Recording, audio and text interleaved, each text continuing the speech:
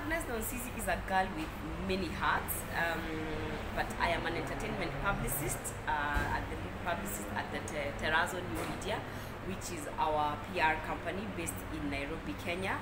I'm also a media personality. I have been on TV, been a TV presenter in 2 Kikuyu stations in the country. Yeah, funny enough, I know vernacular very well. And I'm really hoping to do radio, so I want to do radio presentation. Then I am an event host. Yeah, I don't think I've forgotten anything. We grew up in a farm, and I miss farm life. So you wake up, there are cows, there's fresh air. Well, there's a part I didn't like very much of drawing water from the borehole, going to get coffee. Yeah, so it was a typical village or farm life, which I loved because it's serene, you know. So yeah, all I remember is my dad was a disciplinarian. I know it's not the best memory, but I remember we were not allowed to visit even our neighbors. So we had crammed the sound of his car engine. So my mom was a bit lenient, but she was like, you go play. But when you need to know what you're going to do. By the time the car is stopping at the compound, you better be here and look like you had not gone anywhere. So yeah, it was fun. Primary was tough, eh? Because we used to walk such a long distance. I don't understand why there was not a near school. Because where I was, it was either people who watch, they know where we come from. There is either Wangunyo, Gasharage, or the other, because our village is sandwiched in between rivers. So the distance was so far, so you had to wake up so early. I am not an early person from Kitambo. Even my mom called me the other day. She was like, I remember how you used to puke in the morning when you take breakfast, because you've been woken up in a rush. Everything is rushed. Take your breakfast. By the time I'm at the gate, everything comes out. So that is what I remember. Primary school was that, but I remember every bit of it. We used to wear blue and yellow uniforms. Then after that, now I passed. I was a very bright student. I was either number 1, 2, or 3. I went to Mirido Girls Secondary School, just in Kiambu, in the heart of Ndeia. So that was my primary, secondary. I went for my diploma, I went to, then it was Kenya Polytechnic. Now it's the Technical University of Kenya.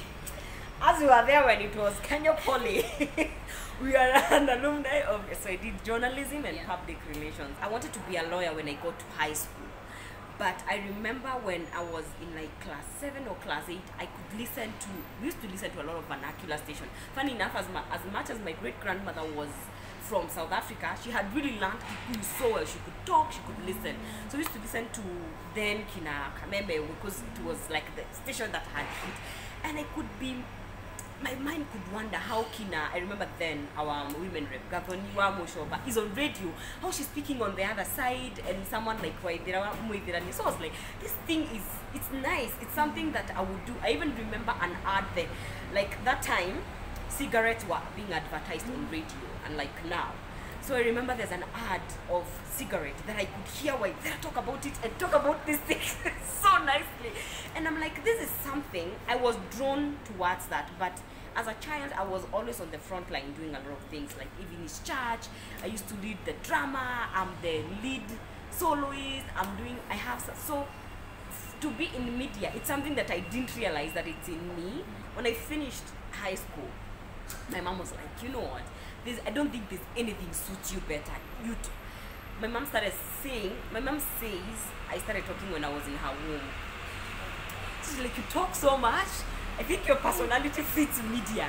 Just go do that course. Yeah. Then you'll figure your way somehow. Yeah, that's how I ended up doing this course. You know, how I got into the media music business is I started working with Link Video Global, which is owned by J Blessing. So slowly I transitioned then from that to Ogopa DJs. I was a receptionist, I was scheduling studio, guys were coming to record. I used to see how videos are shot on set. I could interact with the artists. So to me it was very exciting, because I remember when I was not growing up, I was not living in Shags, I could watch TPS and I was like, this is something beautiful. I would love to be a part of this thing, you know. By then Kina Temi and all those people were on TV, and I had that desire to work with creatives. So after Ogopa, I went to Taurus Music. Then after Taurus Music, I've worked with Pine Creek Music, owned by Peter and Duarte. Then I figured, now I am a seasoned, I can be a publicist. So that's how I got myself in the media environment. What inspires me? The need to be independent, the need to be looking empowered. The minute you're empowered, the minute you are especially financially empowered, you have the ability of making decisions that are not based on need. So I'm scared of poverty. I'm scared of being vulnerable because I don't have money. I've experienced it. It's not nice. I would say, like my partner says, I've tasted poverty. Doesn't taste nice. It doesn't taste nice. No, if I know I can get an extra coin, perfect. But on top of that, it's being able to give the world what I have. That's one thing. I want people to be able to experience what I can bring. If I can put a smile on your face, that's good. There are many women who have gone before me. They've broken the glass ceiling. You know, it start here in Kenya. There are people who are doing amazing things. So many women in media. So many. Those are the people that make me. You beat all odds, even men, because for me I just don't look at one gender, you know, and you know them, these personalities who have just beaten the odds, you know, all those. And then of course across the world, people like Kina Oprah, people like Kina Michelle, people. So I pick motivations here and there and inspirations from many people. And yeah, to be able to be stable, that's for me is one thing that really inspires me. I'm a person who draws energy from people. I'm very extroverted, so I'm learning how to be with myself. It has been a struggle.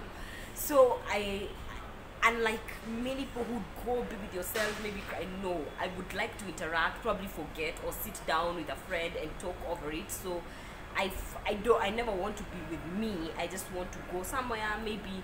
Well, I used to shop, but now money is not allowing that. You do things and you're like, hey, what? You touch money that you're not supposed to touch. So yeah, maybe have a good drink, a good lunch, talk with a friend, and yeah, and come back home. Yeah. So I draw energy from, well, not everybody, positive people around me. I am a music lover, especially African music. I find myself researching about the music business a lot.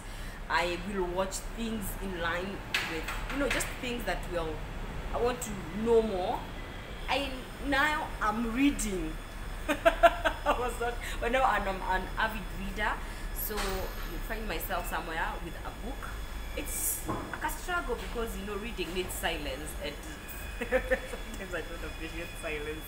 In our family, I want to be that person who broke boundaries, because my journey has not been easy. The things that have happened in my personal life, that if I let them hinder me, then I wouldn't have been here. So I want to be remembered as a fighter, as a person who went for what they wanted.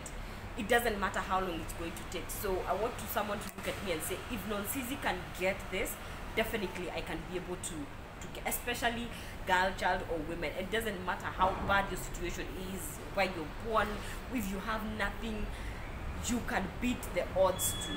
I want to be remembered for that girl who beat the odds to get whatever she wanted. Yeah.